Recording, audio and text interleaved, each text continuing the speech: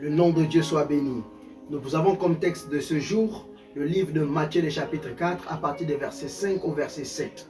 Il est dit, le diable le transporta dans la ville sainte, le plaça sur le haut du temple, l'église, le haut de l'église, et lui dit, si tu es fils de Dieu, jette-toi en bas, car il est écrit, il donnera des ordres à ses anges à ton sujet, et ils te porteront sur les mains, de peur que ton pied ne heurte contre une pierre. Jésus lui dit, il est aussi écrit, tu ne tenteras point le Seigneur ton Dieu.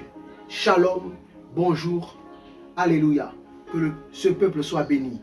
Bien-aimés dans le Seigneur, nous parlons aussi en ce jour de quelque chose d'assez particulier, d'une blessure que l'Église ne fait que souffrir. Nous parlons et nous avons comme thème ce jour, au désert pour toujours.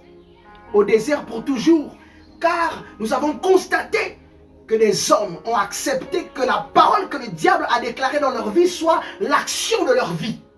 Or, Jésus déclarait sur la parole que le diable déclarait qu'il est écrit. Pourquoi? Parce que Jésus se trouvait dans le désert. Or, toi, tu es sorti du désert et l'Église aujourd'hui souffre. La Bible déclare qu'il était au-dessus du temple, au-dessus de l'église. Il a présenté la royauté, il a présenté les principautés, il a présenté tous les honneurs. Étant au-dessus, il était réellement écrit que les anges devaient les porter. Mais est-ce que ce que le diable doit dire, c'est ce que tu dois faire? Non, bien-aimé. Non, homme de Dieu. Nous sommes faits de la part de Dieu. Nous sommes des organes de Dieu. Nous sommes les membres du corps de Christ. Et nous faisons ce que notre Dieu recommande et non ce que le diable nous recommande. C'est pourquoi tu dois être toujours au désert. C'est parce que tu es sorti du désert que tu arrives à vivre selon les voies du diable.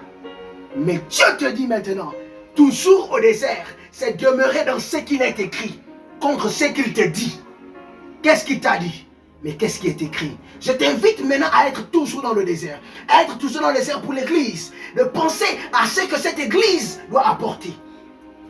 Au nom de Dieu, au nom de Christ, au nom du sacrifice sur la croix, sois dans le désert, demeure dans le désert, en tout temps et en toutes circonstances. Comme il a dit dans les Saints 5, le verset 17, il déclare, soyez toujours, priez sans cesse, priez sans cesse, priez sans cesse, à chaque instant, demeure dans le désert.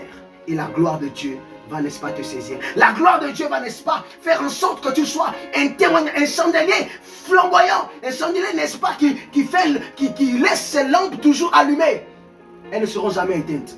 Sois toujours dans le désert pour faire en sorte que la génération avant, après toi, puisse bénéficier du désert que tu as manifesté. Le désert de Christ fait en sorte que nous puissions être là. Bien-aimé, je t'invite, demeure toujours dans le désert au nom de Jésus. Soyez bénis.